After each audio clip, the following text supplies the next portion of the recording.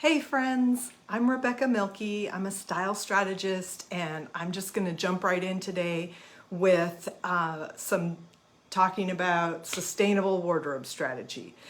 So how this came to mind was I was just visiting with a friend the other day. We were getting ready for doing some stuff and just waiting for some other people to show up, and got talking about something, a household item that someone had bought at a thrift store, and then it ended up not really working right. And so my friend says, I hate it when people donate stuff because it doesn't work right. In other words, they're just passing off something that doesn't work right to them, but instead of just getting rid of it, they're donating it to a charity or thrift store or whatever. And we can maybe talk about that in another video in the future, but it just got me thinking, like, why is it so hard for people to throw things away? And I would love to hear your feedback on what makes that decision hard for you. What is the reasoning behind wanting to donate something if it's not perfect rather than just throwing it away? And I do think a lot of it comes down to guilt and concern for creation, that's important. That's for us to, care for the world. So anyway, I thought I would share a little bit of behind the scenes, what happens when you donate something to a nonprofit.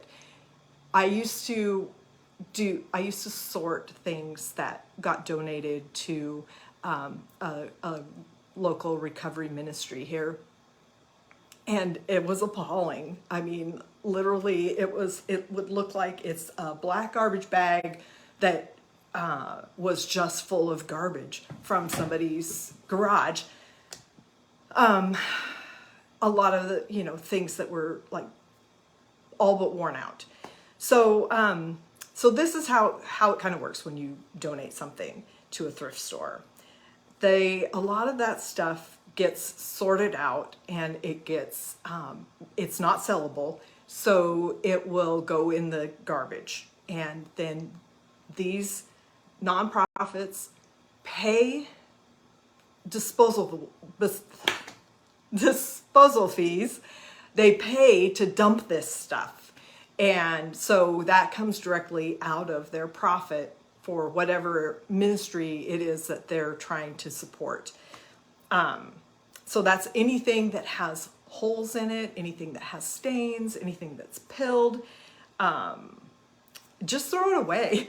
In Spokane, you can do that without really having to feel any guilt about the environmental impact. It's not going to a landfill.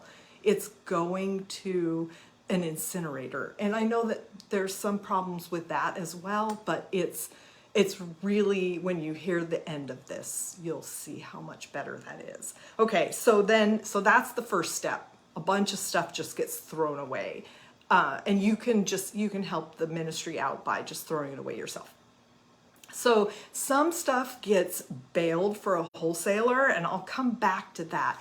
That includes certain brands. So there could be brands that just aren't high enough value, maybe things that you bought at Walmart or whatever, that aren't actually high enough value for a thrift store in Spokane to put it on the floor and sell it.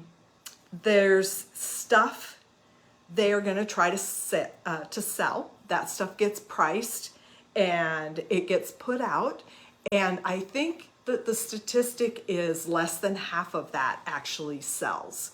So then after that stuff that is put out for sale, it's out on the floor for, I don't know, maybe a quarter, 3 months, 12 weeks, something like that. And it might be different at different stores. It will get pulled off the floor. It doesn't stay there forever. And that stuff gets baled or sold to a wholesaler. So the charity then, the organization, makes a little bit of money from that stuff. But we can surmise that this stuff is going to the wholesaler, and then they are selling it most likely to to be sent overseas. And then it gets complicated because when it gets to, a developing country, it's not all going to sell there either. And so there's videos you can find on YouTube where you see like piles of garbage in other developing countries that we're basically outsourcing our responsibility to dispose of this stuff. So how you can help the most, because when you donate stuff, it's from a good heart. You want to help the people that shop at these thrift stores and also the ministry that the thrift store is supporting. So how you can help the most is to make sure that your donations are sellable, that they're really good items. So a couple things. They should be, if it's clothing, it should be probably no older than 3 years. If you have really cool old vintage stuff, that's great. But don't let it sit in your closet from year 3 to year 10 thinking that you're gonna wear it and then donate it. Just go ahead and donate it at year 3. They should be in really good condition like you would buy them. And then they should be quality items. Okay, so now 2 strategies on your wardrobe building side that can help you have a more streamlined wardrobe so you don't have that much that you're needing to get rid of. The win is if you wear it out and then it's got holes in it and it goes in the bin, goes to the wasted energy plant, and we're done.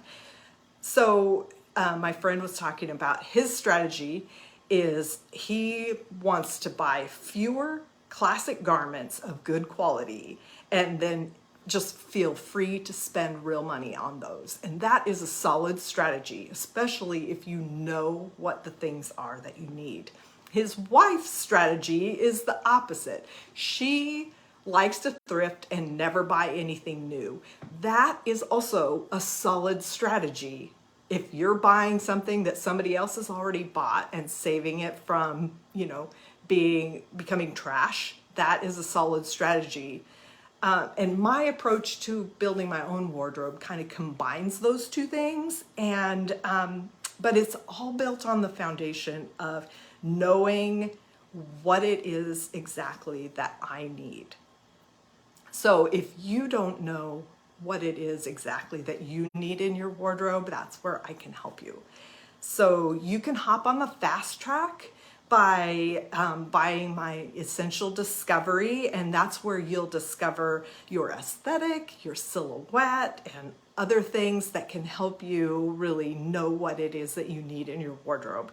Or you can take the scenic route, and if you're more of a DIYer, which I totally get, and you can start then with the Wardrobe Pyramid workbook. It's a wardrobe planning PDF that I have, and then, and I will link that below this video. Thanks so much for watching and listening. Have a great day.